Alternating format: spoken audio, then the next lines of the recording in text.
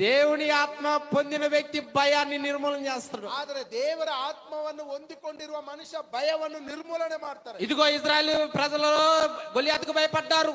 ಆದ್ರೆ ಇಸ್ರಾಯೇಲ್ ಜನಗಳು ಗೋಲಿಯಾತನಿಗೆ ಎದುರ್ತಾ ಇದ್ದಾರೆ. అదే పరిస్థితుల్లో దావీదుకు దేవుడి ఆత్మ వచ్చినది. ಅದೇ ಪರಿಸ್ಥಿತಿಯಲ್ಲಿ ದಾವಿದನ ಮೇಲೆ ದೇವರ ಆತ್ಮ ಬರ್ತಾ ಇದೆ. దావీదుని దేవుడు అంటున్నాడు, ಆದ್ರೆ ದಾವಿದ ಜೊತೆಯಲ್ಲಿ ದೇವರು ಹೇಳ್ತಾ ಇದ್ದಾರೆ, ఆ భయపెట్టేవాడిని నిర్మూలన చేసే చేయిని నీకు ఇస్తున్నా. ಆದ್ರೆ ಭಯ ಎದುರಿಸುವವನನ್ನ ನಿರ್ಮೂಲನೆ ಮಾಡುವಂತ ಕೈಯನ್ನ ನಾನು ನಿನಗೆ ಕೊಡ್ತೀನಿ ಅಂತ ದಾವಿದಿಗೆ ದೇವರು ಹೇಳ್ತಾ ಇದ್ದಾರೆ. నువ్వే వాడిని నిర్మూలన చేయగలవు.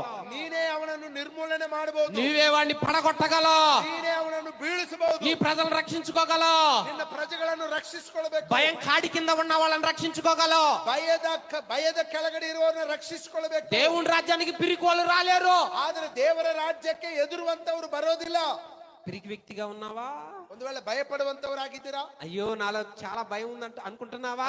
ನನ್ನಲ್ಲಿ ತುಂಬಾ ಭಯ ಇದೆ ಅಂತ ನೆನೆಸ್ಕೊಳ್ತಾ ಇದ್ದೀರಾ? దేవుడు నీకు ఇవ్వబోతున్నాడు ఆ చెయ్యిని. ಆದ್ರೆ ದೇವರು ತನ್ನ ಕೈಯನ್ನು ನಿನಗೆ ಕೊಡ್ತಾ ಇದ್ದಾನೆ. దావీదు ముందు గొలియాతు పడిపోయినట్లుగా నీకు ఆ చెయ్యిని ఇవ్వబోతున్నాడు. ಆದ್ರೆ ದಾವಿದನ ಮುಂದೆ ಗೋಲಿಯಾತನು ಬಿದ್ದು ಹೋದಂಗೆ నేరుగా ತನ್ನ ಹಸ್ತವನ್ನು ನಿನಗೆ ಕೊಡ್ತಾ ಇದ್ದಾರೆ.